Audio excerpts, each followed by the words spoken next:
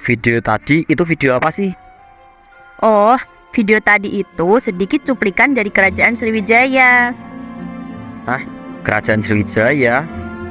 Iya, gimana? Penasaran sama ceritanya? Yuk dengerin podcast sejarah Kerajaan Sriwijaya hanya di 10.6.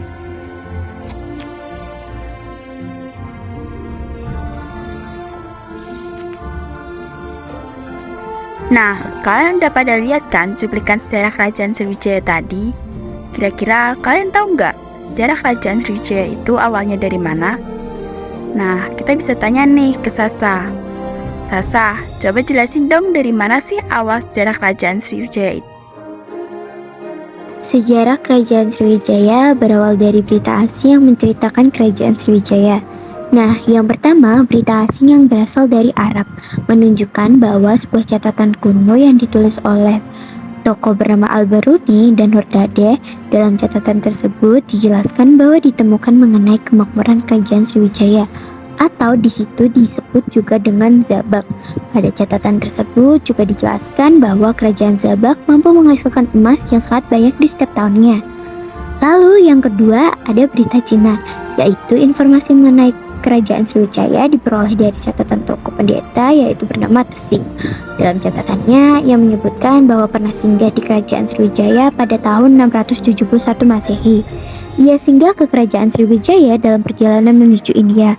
Dalam catatan yang dijadikan sumber sejarah Kerajaan Sriwijaya tersebut juga dijelaskan mengenai perkembangan Kerajaan Sriwijaya yang berkembang pesat menjadi pusat kegiatan agama Buddha di Asia Tenggara.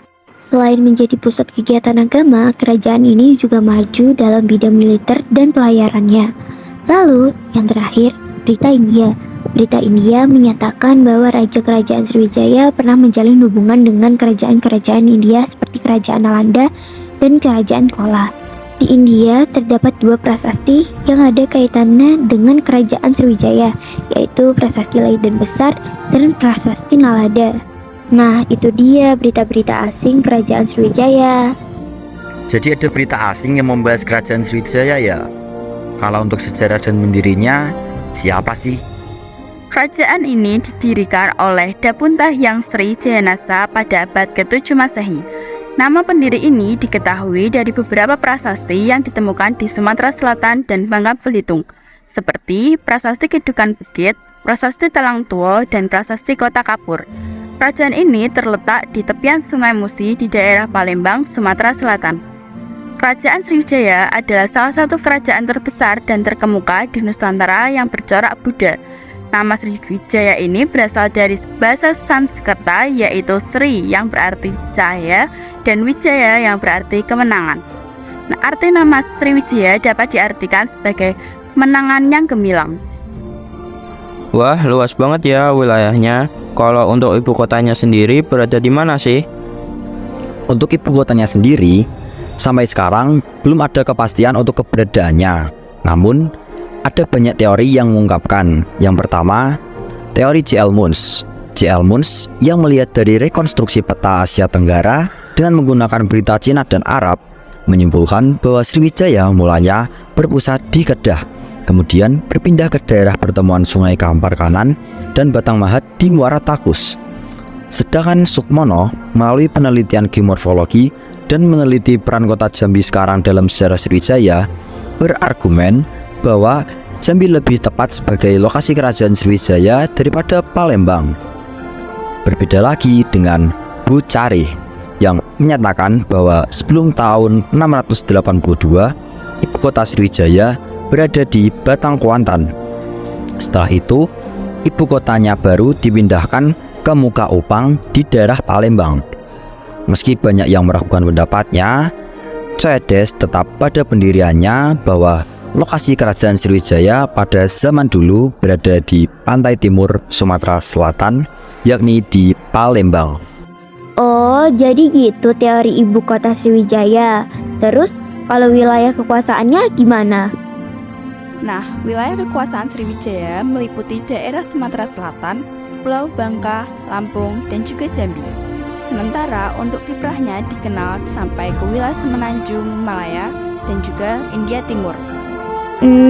Jadi gitu wilayah kekuasaan Sriwijaya. Kan setiap kerajaan punya puncak kejayaan nih.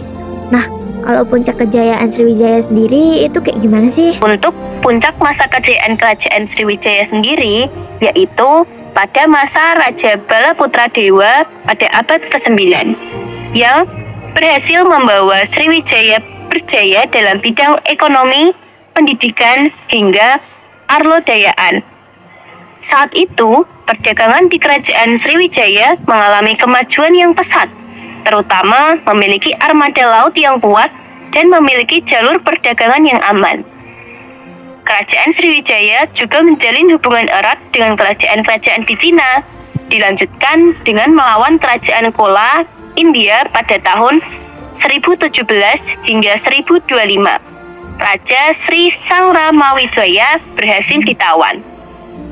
Pada masa kekuasaan Balaputra Dewa sampai dengan Sri Marawijaya, Kerajaan Sriwijaya menguasai Selat Malaka yang merupakan jalur utama perdagangan antara India dan Cina. Sriwijaya sendiri berhasil memperluas kekuasaannya hingga Jawa Barat, Kalimantan Barat, Bangka Belitung, Malaysia, Singapura, dan juga Thailand Selatan. Untuk menjaga keamanan itu, Sriwijaya membangun armada laut yang kuat, sehingga kapal-kapal asing yang ingin berdagang di Sriwijaya merasa aman dari gangguan perompak. Hingga lambat laun, Sriwijaya berkembang menjadi negara maritim yang kuat. Oh, paham. Terus, kalau sumber sejarah Kerajaan Sriwijaya itu ceritanya gimana sih, Nas? Nah, sekarang kita masuk ke sumber sejarah Kerajaan Sriwijaya. Yang pertama, ada Prasasti Kedukan Bukit, yaitu prasasti yang ditemukan di tepi Sungai Tatang dekat wilayah Palembang.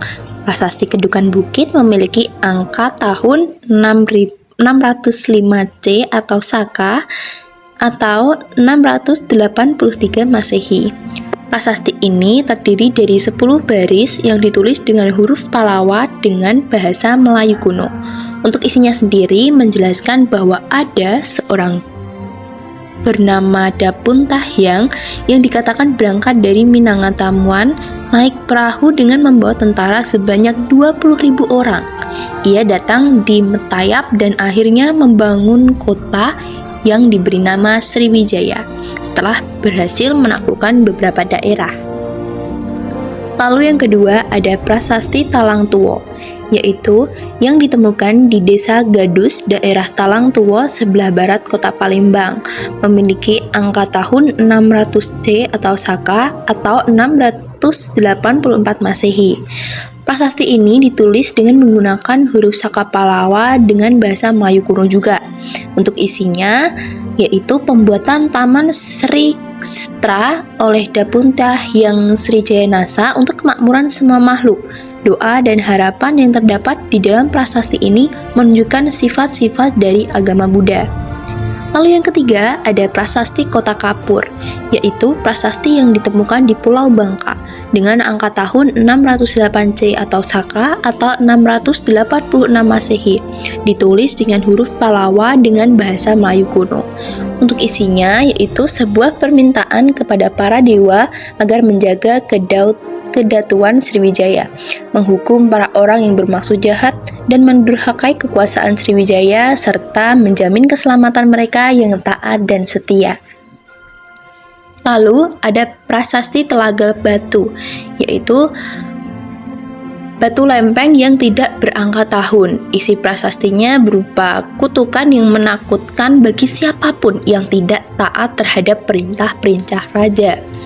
Lalu yang kelima ada Prasasti Karangbrahi, yaitu ditemukan di daerah Jambi, memiliki angka tahun 608C atau Saka dengan atau 686 Masehi. Prasasti ini ditulis dengan huruf Palawa dengan bahasa Melayu kuno. Isinya sebuah permintaan kepada para dewa agar menjaga Sriwijaya, menghukum setiap orang yang bermaksud jahat dan mendurhakai kekuasaan Sriwijaya, serta menjamin keselamatan mereka yang taat dan setia. Yang keenam ada Prasasti Palas Pasemah, ditemukan di daerah Lampung Selatan dan memiliki isi yang sama dengan Prasasti Karangbrahi dan Prasasti Kota Kapur.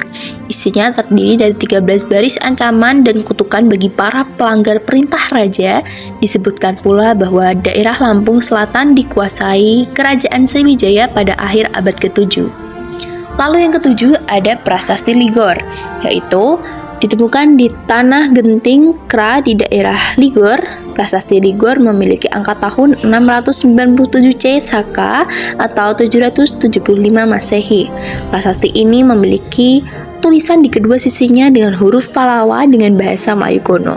Untuk isinya dikeluarkan oleh Raja Sriwijaya, disebut seorang raja bernama Wisnu dari keluarga Salendra. Raja ini dipuja dengan nama Raja Sanggramadananjaya seperti yang dijumpai dalam Prasasti Kelura. Lalu yang ke-8 ada Prasasti Nalanda. Ditemukan di Nalanda, India, tidak memiliki angka tahun dan dikeluarkan oleh Raja Dewa Paladewa dari Benggala dan ditulis dengan bahasa Sanskerta. Untuk isinya yaitu tentang permintaan Raja Balaputra Dewa dari Suwarnadwipa Sriwijaya kepada Raja Dewa Paladewa untuk mendirikan biara di Nalanda. Selain prasasti, Kerajaan Sriwijaya juga meninggalkan sebuah candi, yaitu Candi Muara Takus, yang terletak di Desa Muara Takus, Kecamatan 13, Kota Kampar, Kabupaten Kampar, Provinsi Riau. Bahan bangunan candi dari batu pasir, batu sungai, dan batu bata. Di dalam Candi Muara Takus ini terdapat bangunan candi yang disebut dengan Candi Tua, Candi Bungsu, Stupa Mahligai, serta Palangka. Bangunan di dalam komplek ini ditemukan pula gundakan yang diperkirakan sebagai tempat pembakaran tulang manusia. Lalu ada Prasasti Leiden, yaitu berisi tulisan berbahasa Sanskerta dan bahasa Tamil. Peninggalan Kerajaan Sriwijaya ini tersimpan di Leiden, Belanda, mengisahkan tentang hubungan dinasti Kola dan Tamil dan dinasti Sailendra dari Sriwijaya yang berjalan dengan baik. Lalu ada Prasasti Hujung Langit, dikenal dengan Prasasti Bawang, merupakan sebuah prasasti batu yang ditemukan di Desa Haur Kuning, Lampung. Dengan aksara yang digunakan dalam prasasti ini adalah Palawa dengan bahasa Melayu kuno. Tulisan pada prasasti ini sudah sangat aus, namun masih teridentifikasi angka tahunnya 919 Saka atau 997 Masehi. Pokok prasasti diperkirakan merupakan pemberian tanah Sima. Corak kehidupan ekonomi Kerajaan Sriwijaya. Bagaimana sih corak kehidupan ekonomi Kerajaan Sriwijaya? Sebagai kerajaan maritim, kehidupan perekonomian Sriwijaya banyak bergantung dari pelayaran dan perdagangan laut. Kerajaan Sriwijaya bahkan berhasil menguasai perdagangan nasional dan internasional. Lokasinya yang berada di tepi Sungai Musi dan tidak jauh dari Selat Malaka membuat Sriwijaya berada di daerah lintasan pelayaran dan perdagangan internasional. Hal inilah yang menjadikan perekonomian di Kerajaan Sriwijaya berkembang pesat. Lanjut corak kehidupan sosial Kerajaan Sriwijaya. Kehidupan sosial masyarakat di Kerajaan Sriwijaya berbaur dengan para pedagang dari luar, karena saat itu wilayah tersebut merupakan pelabuhan bagi kapal-kapal asing yang singgah. Kemungkinan bahasa yang berkembang adalah bahasa Melayu kuno. Mereka menggunakan bahasa tersebut untuk berkomunikasi dengan para pedagang. Budaya asing khususnya dari India berkembang di wilayah Sriwijaya. Contohnya, pengaruh agama Hindu-Buddha semakin menyebar menyeluruh, baik masyarakat maupun di dalam kerajaan. Aising, orang Cina yang pernah disinggali di Kerajaan Sriwijaya, juga menjelaskan bahwa banyak para pendeta dari luar yang berdatangan untuk berguru, belajar bahasa Sanskerta, dan mempelajari kitab suci agama Buddha. Selanjutnya, corak kehidupan agama Kerajaan Sriwijaya. Agama yang dianut oleh masyarakat Kerajaan Sriwijaya adalah Hindu dan Buddha. Maksudnya agama Hindu dan Buddha dibawa oleh para pedagang dari India. Kehidupan agama di Kerajaan Sriwijaya dipengaruhi letaknya yang strategis. Agama-agama yang dianut merupakan hasil dari campur baur dengan pedagang dari India dalam kegiatan perdagangan. Sriwijaya juga menjadi pusat pendidikan agama Buddha pada abad ke-9 Masehi. dikarenakan hubungan yang baik dengan India dan Cina. Namun, pada perkembangan selanjutnya, banyak perdagangan dari Timur Tengah yang berdatangan. Awalnya dengan tujuan untuk berdagang, tapi lama-kelamaan pengaruh Islam berkembang. Hal ini mengakibatkan munculnya kerajaan-kerajaan Islam pada masa keruntuhan Kerajaan Sriwijaya. Sakyakirti Sriwijaya sebagai pusat pembelajaran Hindu-Buddha di zamannya dibuktikan dengan adanya seorang guru Buddha yang terkenal yang bernama Sakyakirti. Sakyakirti adalah mahaguru Buddha di Sriwijaya yang telah menjelajah 5 negeri di India untuk menambah ilmunya dan merupakan pengarang kitab Astadhara Sastra. Dharmakirti. Selain Sakyakirti, terdapat guru agama Buddha lain di Sriwijaya, yakni Dharmakirti. Dharmakirti adalah seorang biksu tertinggi di Sriwijaya yang menyusun kritik atas kitab Abhisamayalamkara.